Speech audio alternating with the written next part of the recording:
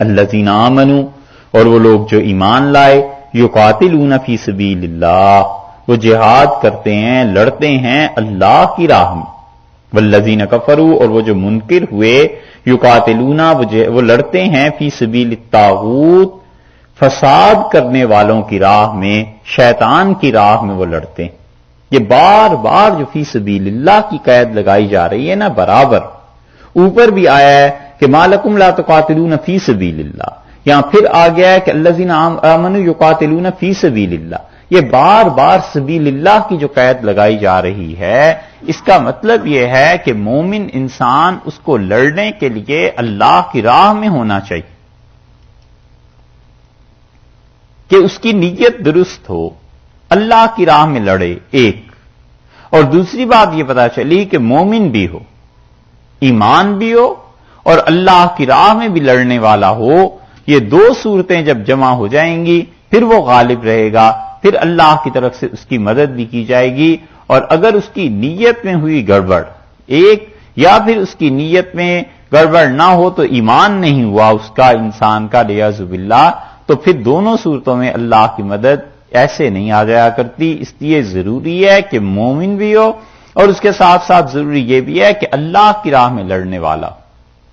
بہت سی چیزیں ایسی ہیں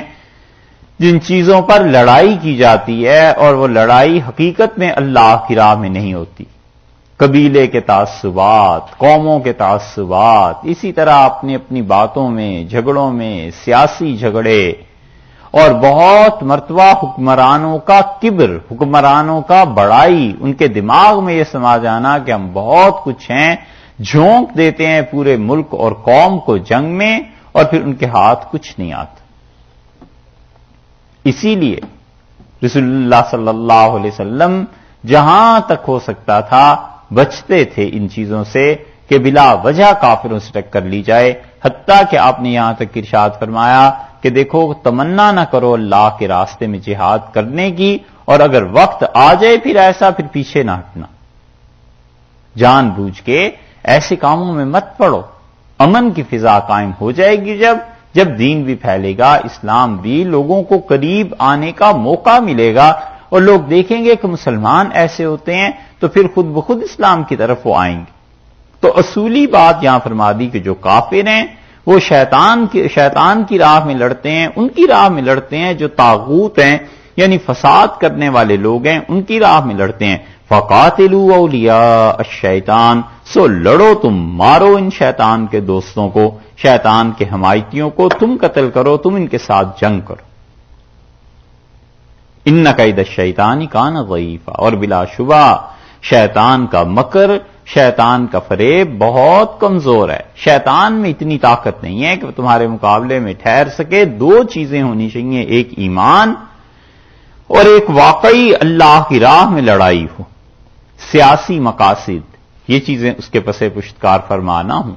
حکمرانوں کا اپنا تفوق، برتری، یہ چیزیں، پھر اسی طرح جنگیں ہار کے بھی، اور جبرن اپنے لیے ایسے القاب اختیار کر لینا کہ فیلڈ مارشل ہم ہو گئے۔ تم کہاں سے فیلڈ مارشل ہو گئے؟ اپنے پاس سے۔ اور اسی طرح اپنے عوام کو یرغمال بنا لینا،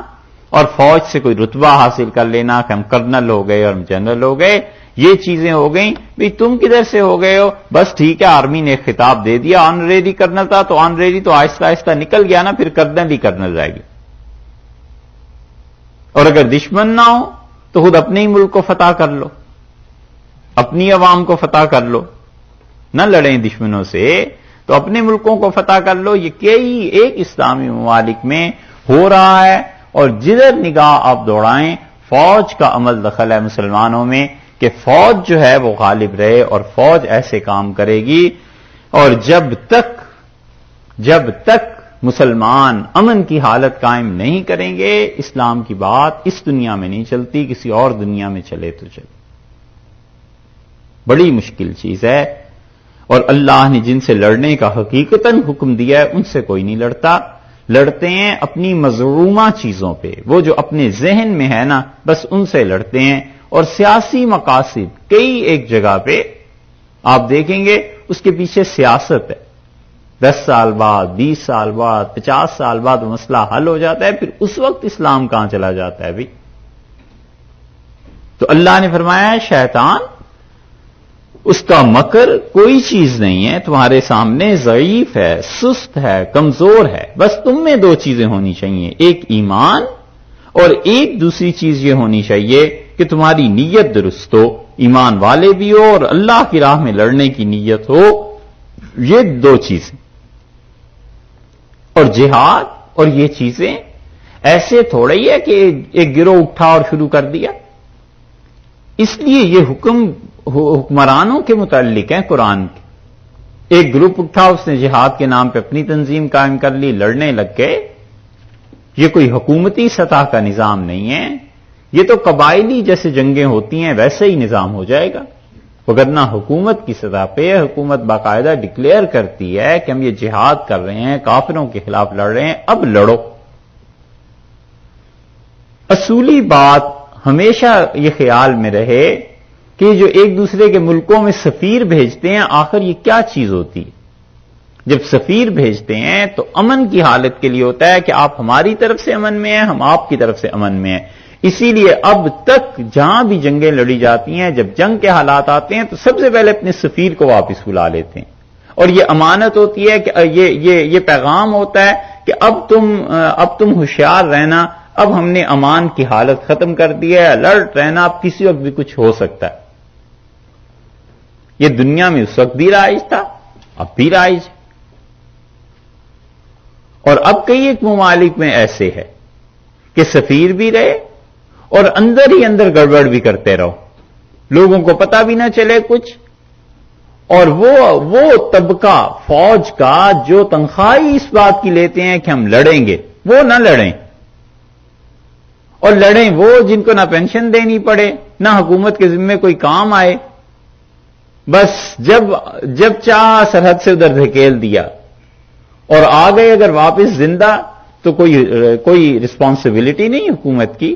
اور اگر شہید ہو گئے تو جنازہ پڑھنا، وہ تو پھر خیر شہداء کا جنازہ تو پڑھا ہی جاتا ہے۔ اب کوئی پوچھے کہ یہ سیاسی شہید ہیں یا حقیقی شہید ہیں، یہ ساری چیزیں سوچنے کی ہیں، مگر یہ بات تو وہ کرے جو نکو ہو، مسلمانوں میں پسند کریں جسے مسلمان نکو ہونا، وہ بات کرے، کوئی بول کے دیکھے۔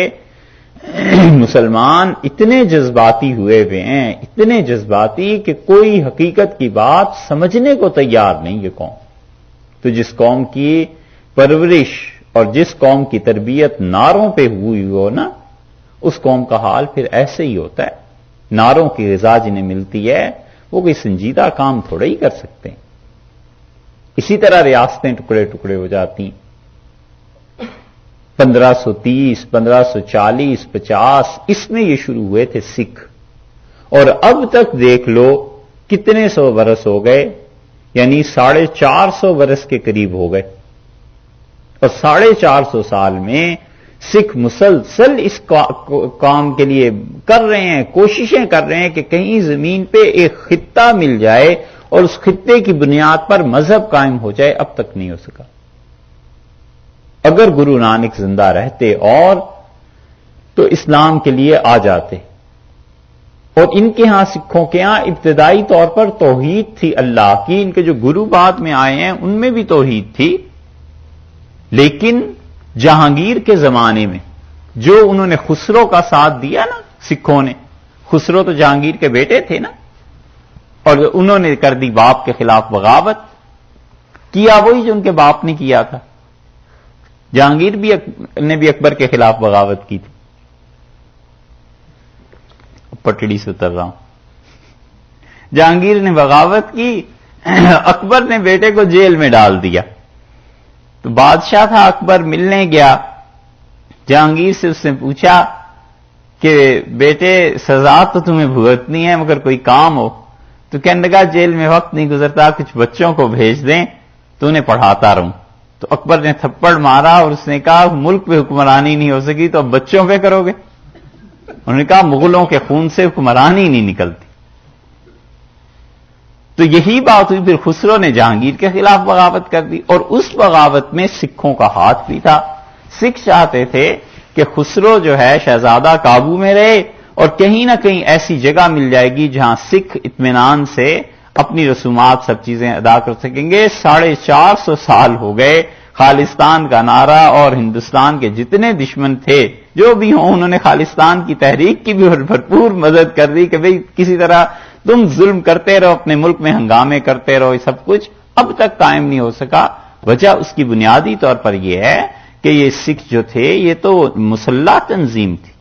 اسلحہ آ گیا، گرو نانک نے تو نہیں دیا، اس کے بعد بھی نہیں ہوا، اور ان کے تیسرے چوتھے گرو جو تھے ان کے زمانے سے اسلحہ جو شروع ہوا ہے، تو پھر انہوں نے مغلوں سے ٹکر لینی شروع کر دی حکمران وقت سے، اور اسی وجہ سے اورنگزیب نے ان کے ایک گرو کو مارا تھا، گوبند کو۔ دلی میں ہم نے دیکھی ہے وہ جگہ جہاں ان کی قبر ہے ابھی تک، تو اس جگہ پہ جو انہوں نے مارا تھا اس لیے کہ بنیادی طور پہ صحیح لفظ یہ کہنے چاہیے کہ بدماشیاں کرتے تھے بہت زیادہ، قافلے لوٹتے تھے، پیسے لے لیتے تھے، اور اس کے بعد جو کچھ انہوں نے کیا ہے اللہ مان الحفیظ، توبہ توبہ، اتنے ظلم کا تصور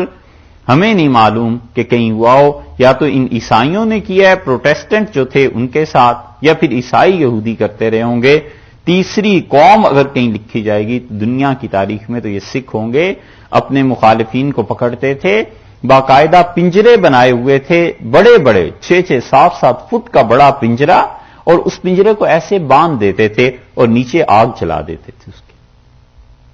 اور وہ آدمی بھن جاتا تھا اندر ہی اندر، اور دیکھتے رہتے تھے کہ مرا یعنی خوش ہوتے تھے، پھر نیچے اور الاؤ چلا دیتے تھے، ہوتے ہوتے وہ آدمی اندر مر جاتا تھا۔ اور اسی طرح یہ جانوروں کے ساتھ بھی کرتے تھے کہ کئی جانور پکڑ لیے، چڑیاں اور اس قسم کی چیزیں، اور انہیں ایک پنجرے چھوٹے میں بند کیا، نیچے سے آگ جلائی، اور وہ پرندے مر رہے ہیں اور وہ بھن رہے ہیں، ان کا گوشت بھی کھاتے تھے، خوش بھی ہوتے تھے۔ یہ اسی لیے ناکام ہیں کہ انہوں نے پوری ایک تنظیم ایسی بنا دی کہ اسلحے کی بنیاد پہ تو کام اس طرح تھوڑے ہی ہوا کرتے ہیں۔ اللہ نے فرمایا ہے جو ایمان والے ہیں وہ لڑتے ہیں اللہ کی راہ میں، کیوں؟ اس لیے کہ زمین پہ ظلم مچ گیا۔ یہ جتنا کچھ مسلمانوں نے جہاد کیا اور لڑے ہیں، ہمیشہ دیکھنا مسلمانوں نے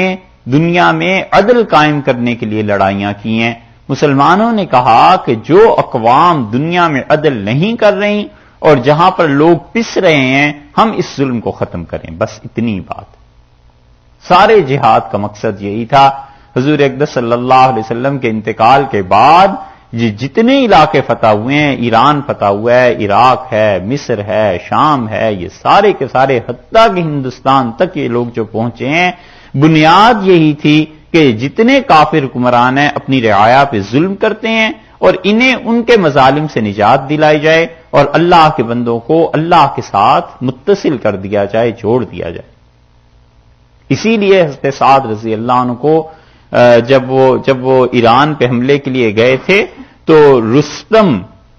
یہ دربار میں آیا، اور اس وقت جو بادشاہ تھا اس نے بلایا، اور بادشاہ نے پوچھا، صحابہ رضی اللہ عنہ میں سے ایک غالباً ابن ربیع گئے تھے،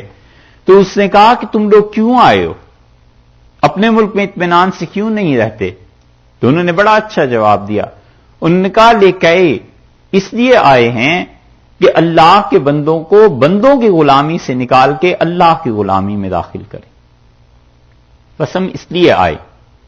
اس لیے دنیا میں جہاں جہاں ظلم ہو رہا تھا مسلمان گئے، اور انہوں نے کہا اللہ کے قانون کے تحت ہم اور تم سب بھائی بھائی ہیں، ہم اور تم سب خدا کے بندے ہیں، اور ہمارے ہاں خلیفہ وقت بھی اسی قانون کا پابند ہے جس کا ایک عام شہری پابند ہے، اور حکمرانوں کے لیے کوئی الگ چیز نہیں ہے۔ اس وجہ سے جہاد کرنا ضروری تھا، اسی وجہ سے مسلمان بڑھتے چلے گئے، یہاں تک کہ یہ تاریخ ہی تو بتاتی ہے کہ کافروں کے ملکوں میں جب پہنچے ہیں تو انہوں نے کہا کہ تم ہمارے پاس رہو، شکر ہے اللہ کا کہ تم لوگ ہمارے پاس آئے ہو اور ہمیں تم نے مظالم سے نجات دلائی۔ کئی جگہ پر ایسے ہوا ہے کہ مسلمانوں نے معاہدہ ختم ہوا، اس علاقے کو چھوڑا، تاریخ اٹھا کے دیکھ لیں کہ لوگ روتے تھے اور کہتے تھے کہ خدا تمہیں دوبارہ واپس لے آئے، ہمارے حکمرانوں نے اتنا ظلم کیا اور تم اتنے عدل والے انسان ہو، تم اتنے انصاف والے انسان۔ کوئی تو آخر وجہ ہوگی، کیوں حضرت عمر رضی اللہ عنہ اتنے بڑے علاقے کو فتح کرتے چلے گئے؟ کیوں حضرت عثمان رضی اللہ عنہ کے زمانے میں مسلمان آرمینیا تک پہنچ گئے؟ اور کیوں پھر حضرت معاویہ رضی اللہ عنہ کے زمانے میں اتنی فتوحات ہوئی ہیں؟ حضرت علی رضی اللہ عنہ کے زمانے میں بھی فتوحات ہوئی ہیں، اگرچہ کم ہوئی ہیں، لیکن یہ کہنا کہ امیر المومنین رضی اللہ عنہ کے زمانے میں فتح ہی نہیں ہوئے مسلمانوں کے علاقے، غلط بات۔ آپ نے فتوحات کو دیکھنا ہو تو الفاروق جو کتاب لکھی ہے شبلی نعمانی نے، اس کا وہ نقشہ دیکھیے جو انہوں نے بالکل پہلے ایڈیشن میں تھا۔ اب تو نقشہ ختم ہو گیا ہے، بیچ میں سے کتاب سے اڑا دیا ہے ناشروں نے، لیکن صحیح معنی میں انہوں نے جرمنی کے ایک انجینئر تھے، ان سے تیار کروایا تھا، اور اس سے پتا چلتا ہے کہ حضرت فاروق اعظم رضی اللہ عنہ کے دور میں کتنی فتوحات ہوئی ہیں، اور وجہ بنیادی طور پر یہی کہ اللہ کی مخلوق کو بندوں کے ظلم سے نکال کے اللہ کی غلامی میں دے دیا جائے، یہ چیزیں کی جائیں بس۔ یہی جذبہ تھا جس کے تحت مسلمان ہندوستان پہ آئے تھے، اور اگر ہندوستان میں نہ آتے، غوری اور یہ غزنوی اور یہ لوگ اس وقت نہ آتے ادھر، دوسری طرف یہ مصر اور کہاں کہاں تک پہنچ جاتے اور ان کی سلطنت قائم ہو جاتی۔ بس بات اتنی تھی کہ لوگوں کو اس غلامی سے نجات دلائی جائے، اور اسی لیے مسلمان جب ہندوستان میں آئے ہیں تو بڑے بڑے ہندو مورخین کی کتابیں آپ دیکھیں، جادو ناتھ سرکار نے جو کتاب لکھی ہے، اسی طرح سکھوں نے بھی جو کتابیں لکھی ہیں، اور گرو نانک کے ورکس پہ جو کام ہوا ہے، انہوں نے صاف لکھا ہے کہ مسلمانوں کا دور جو تھا وہ حقیقتاً عدل اور انصاف کا دور تھا۔ اورنگزیب نے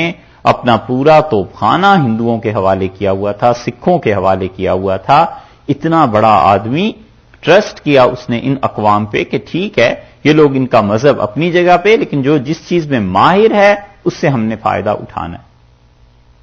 یہ ہے جہاد کا بنیادی فلسفہ کہ مسلمان کہتے ہیں نہیں، اللہ کے علاوہ کسی کی حکمرانی دنیا میں نہیں ہو سکتی، اور جیسے تم ہو ویسے ہی تمہارے حکمران بھی ہیں، سب کے سب اللہ کے تابع ہیں، ہم میں کوئی فرق نہیں لوگوں کو ظلم سے نجات دلانے کے لیے۔ اور کہاں وہ دور اور کہاں یہ دور کہ خود مسلمان ہی مسلمانوں پہ ظلم کرنے لگے ہیں۔ یہ بات اللہ نے یہاں کہی کہ شیاطین کی راہ میں لڑتے ہیں، طاغوت کی راہ میں لڑتے ہیں وہ لوگ جو کافر ہیں، تو تم ان سے لڑو، انہیں مارو۔ ان کید الشیطان کان ضعیفا، اور شیطان کا مکر یہ بہت ہی کمزور ہے۔